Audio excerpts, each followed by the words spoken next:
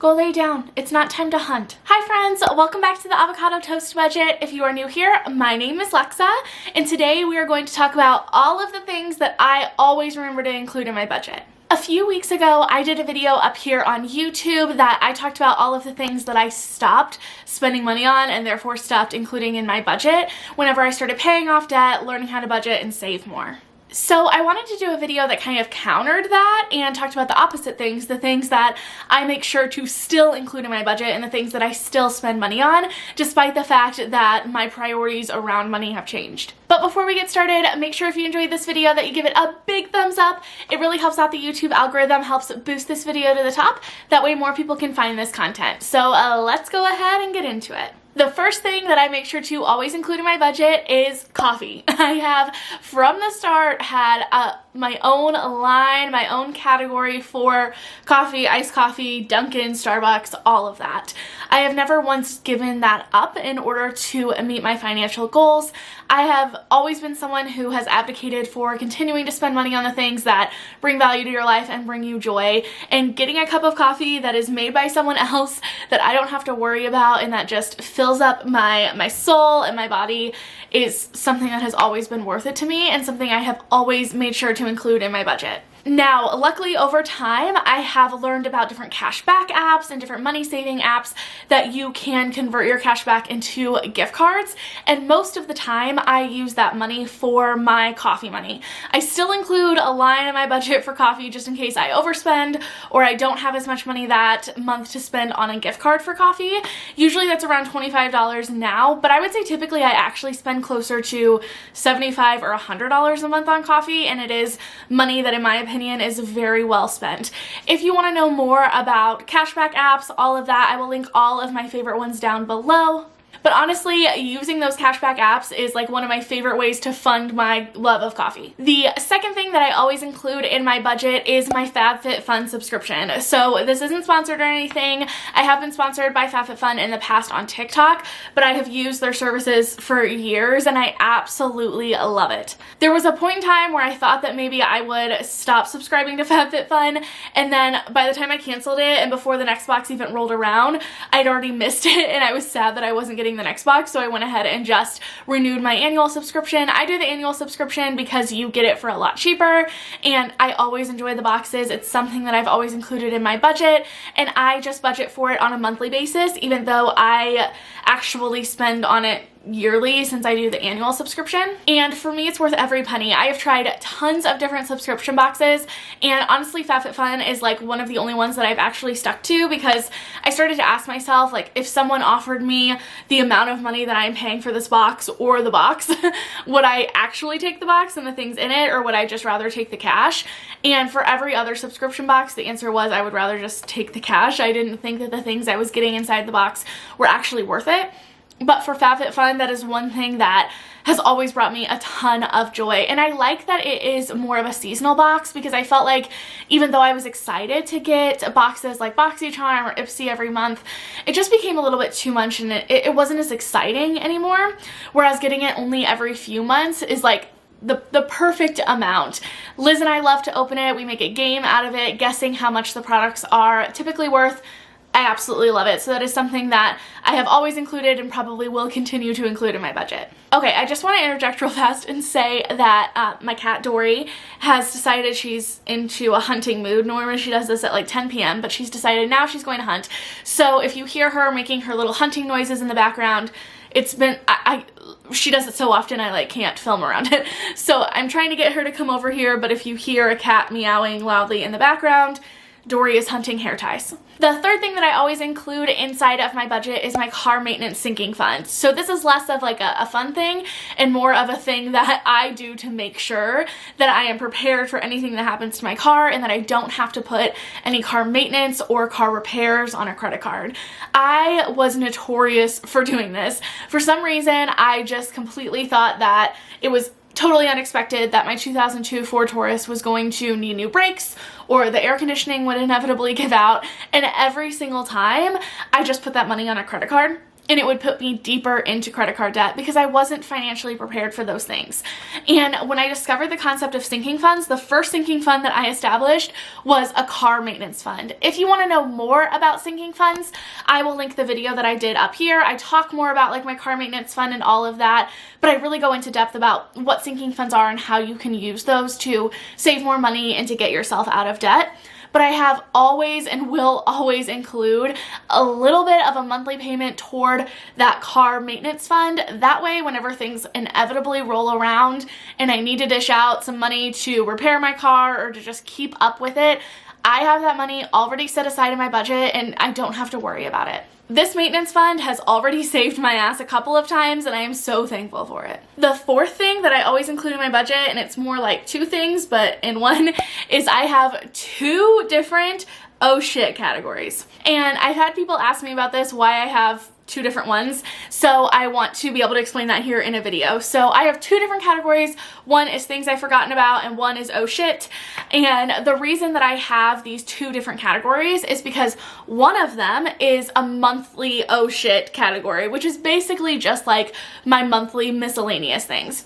Those things that you don't see coming, or it covers when you have overspent in another category, or you completely forgot about an expense, or you decide you want to go do something that you didn't budget for. That is what this category is for. I don't put a ton of money in there. I think I put like 25 or 50 bucks, but I use it every month. Inevitably, every single month there is something that I forgot to budget for or something that I have overspent on, and that category covers my ass. And the second part of this is the things I forgot about category, and this actually goes under my sinking funds category because I treat this more as like a big fund of things that I have forgotten about. So if there's a larger expense that isn't as frequent, it's not a month-to-month kind of small everyday thing that I have forgotten about that comes up, that category is there for that thing. So like I said, I have my car maintenance fund, I have a fund for like technology issues, anything like that, but life happens and there are going to be expenses that you don't see coming, and sometimes those expenses are the bigger things that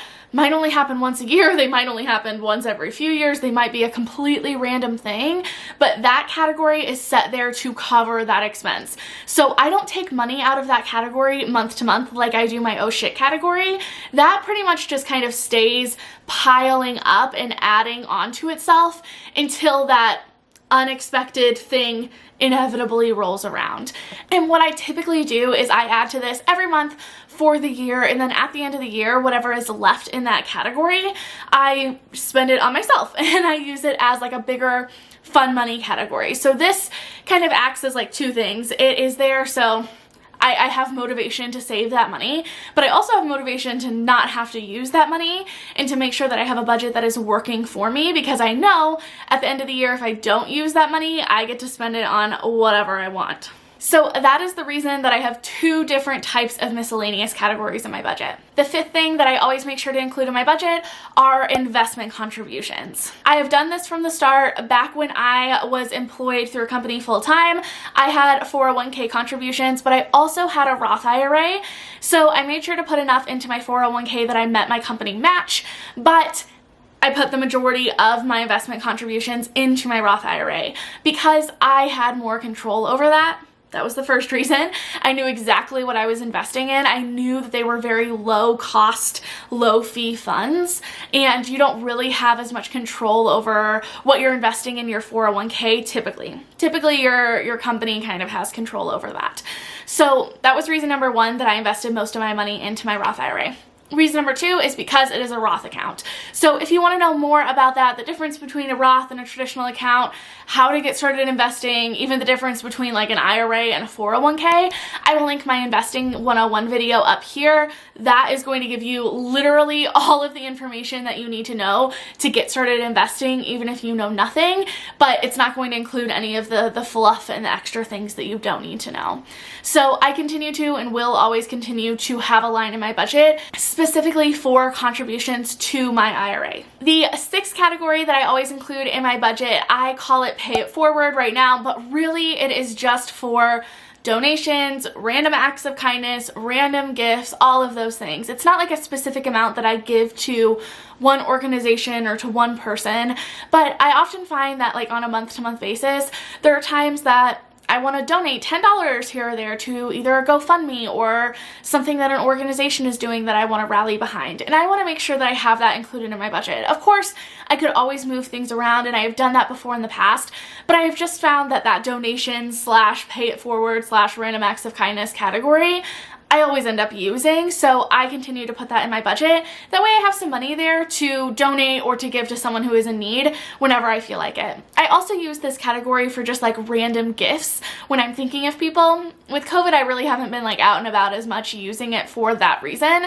but when I'm seeing friends or family, there are oftentimes just like little things here and there that I want to pick up for them, or if I'm in a store and I see something that reminds me of someone, I can use this category to cover that expense. The 7th thing that I always include in my budget is car tag renewals. Now, actually, this is something that is more recent that I have been including in my budget because I am originally from Missouri, but I moved up to Michigan to go to college for, how long ago did I go to college? Oh my God, 7 years ago. That's fucking crazy. I can't believe I've been in Michigan 7 years.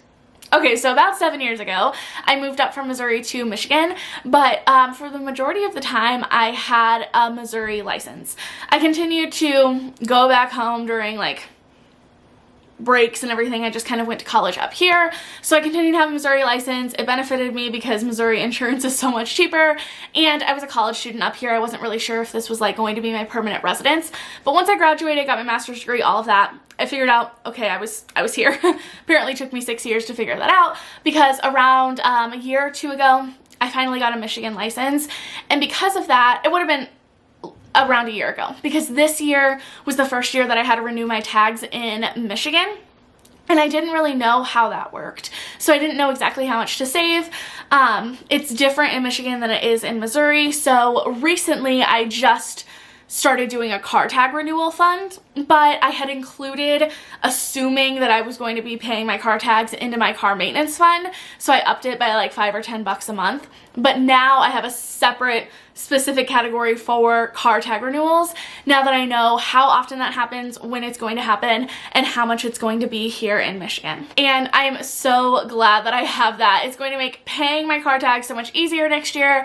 It has its own category. I don't have to worry about kind of incorporating that into my car maintenance fund. It is just there, it's good to go, and I know exactly how much I'm going to need by next March when I have to renew my tags again. The 8th and final thing that I always include in my budget is a vacation fund. I am a true believer that even if you are trying to pay off debt, even if you have big investing or savings goals or anything like that, that you still deserve to spend money on yourself, and you still deserve to spend money on things that bring you joy in life, and a vacation would bring me so much joy. Me and my partner have been together 3.5 years now, and we've never been on a true vacation together. We've gone to visit like family, but we've never just been on like a one-on-one vacation that we planned together, took together, and enjoyed together, and that is our next big goal. So we have always included and will always include contributions to a vacation fund.